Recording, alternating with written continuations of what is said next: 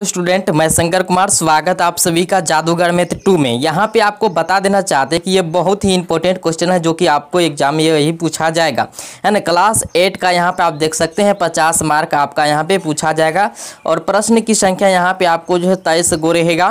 ठीक है, तो आप लोग जल्दी से फटाफट सभी को शेयर कर दीजिए। इन पे अगर आप लोग 200 लाइक पूरा देते हैं तो आपका इसको जो है ना आंसर शीट भी मिल जाएगा आपको, है ना। जल्दी से आप लोग 200 मात्र लाइक पुराना आपको जल्द से जल्द। यहाँ देखिए जनरल इंस्ट्रक्शंस में दिया, सामान्य निर्देश में दिया गया है कि सभी प्रश्न अनिवार्य हैं। सभी प्रश्न यहाँ आप देखिए, सभी प्रश्न क्या क्या अनिवार्य है।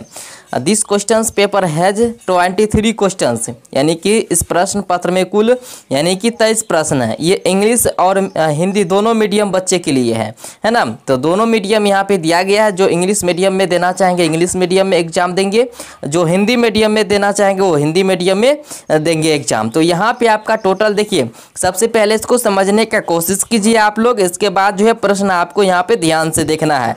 इस प्रश्न जो है दिया गया 23 प्रश्न है। सभी प्रश्न के सामने अंक दिए हुए हैं। जितना प्रश्न आपको दिया गया है सभी के सामने प्रश्न दिया गया, यानी कि उसके आगे अंक भी लिखा कितना मार्क का है।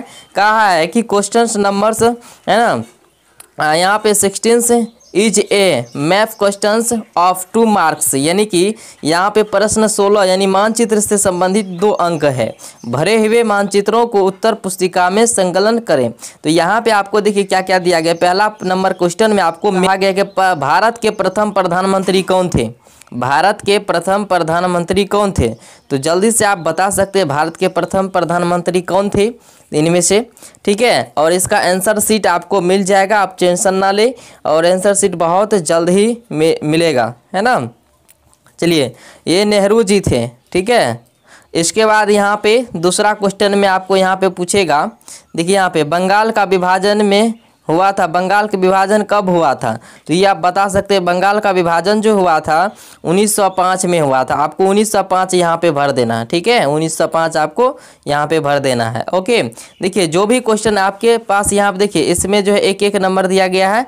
अब देखिए 3 नंबर का क्वेश्चन है, देखिए मार्क लिखा हुआ है यहाँ पे, तो ये 3 नंबर का क्वेश्चन है। तो आपको इसके बारे में अच्छा से लिख देना। ये भाषा वाला क्वेश्चन है, यानी कि जामदानी क्या है, यूरोप के बाजार में किस तरह के वस्त्रों को बेचा जाता था।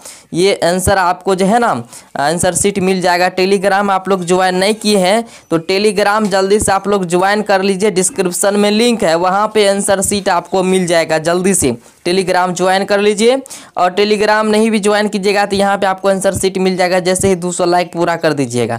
इसके बाद आपको मैच द फॉलोइंग मैच करना है ना। यहाँ पे आपको मैच करना है। आप हिंदी वाले बच्चे हिंदी में मैच कीजिएगा, इंग्लिश वाले बच्चे इंग्लिश में। यहाँ पे दिया गया तो मैच करके आपको अपने से कर लेना। अगर आप जानते हैं तो मैच कर लीजिएगा, तो टेलीग्राम जल्दी से जल्द ज्वाइन कर लीजिए आप। इसके बाद यहाँ पे देखिए बहुत ही अच्छा क्वेश्चन, रविन्द्रनाथ टैगोर, यानी कि आपको मिलान करना है, यानी कि इधर से उसमें मिलाना है। ठीक है, चलिए इसके बाद यहाँ पे 5वां क्वेश्चन में दिया गया है आपको महिला सशक्तिकरण में महिलाओं का योगदान था, कोई 2 लिखें।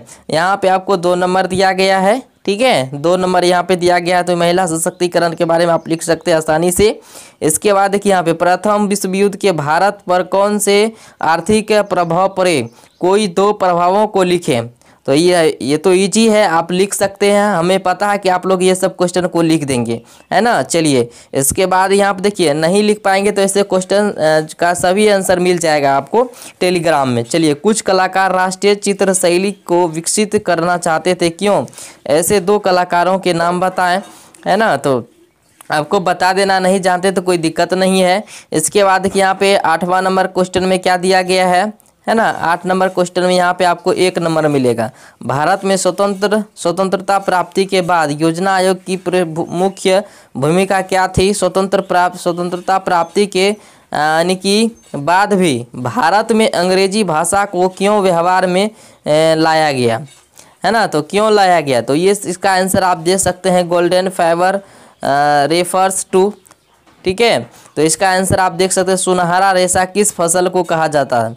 सुनहरा रेशा किस फसल को कहा जाता है, तो आप इसका आंसर दे सकते हैं। इसमें भी आपको 3 नंबर मिला है 8 का नंबर क्वेश्चन में, और 9 नंबर क्वेश्चन में आपको जो है 1 नंबर का यानी पूछा गया है। इसमें 1 नंबर मिलेगा। सुनहरा रेशा किस फसल को कहा जाता है? सुनहरा, जो सुनहरा हो, कपास हो, चाय है, जूट है, कपास ही ना होगा। चलिए इसके बाद यहाँ पे देख लेते हैं 10 नंबर क्वेश्चन में सिलिकॉन घाटी अवस्थित है।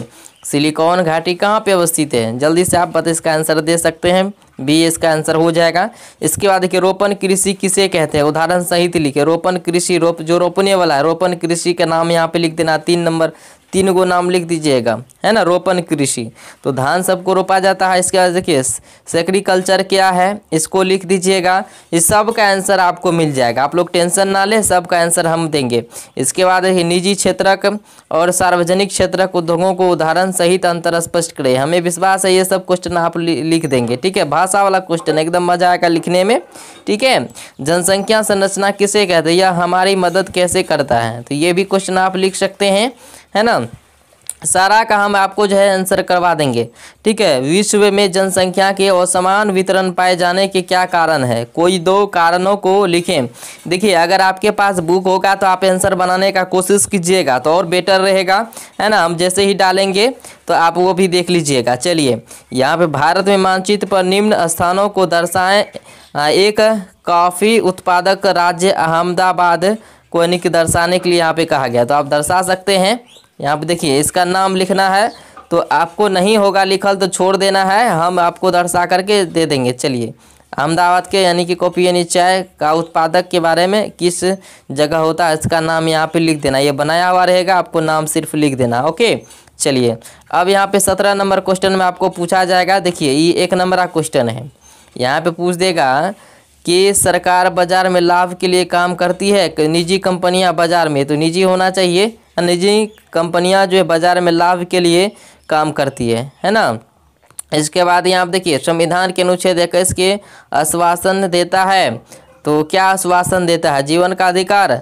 चलिए इसके बाद 19 नंबर क्वेश्चन में देख लेते हैं FIR क्या है? जज की क्या भूमिका होती है?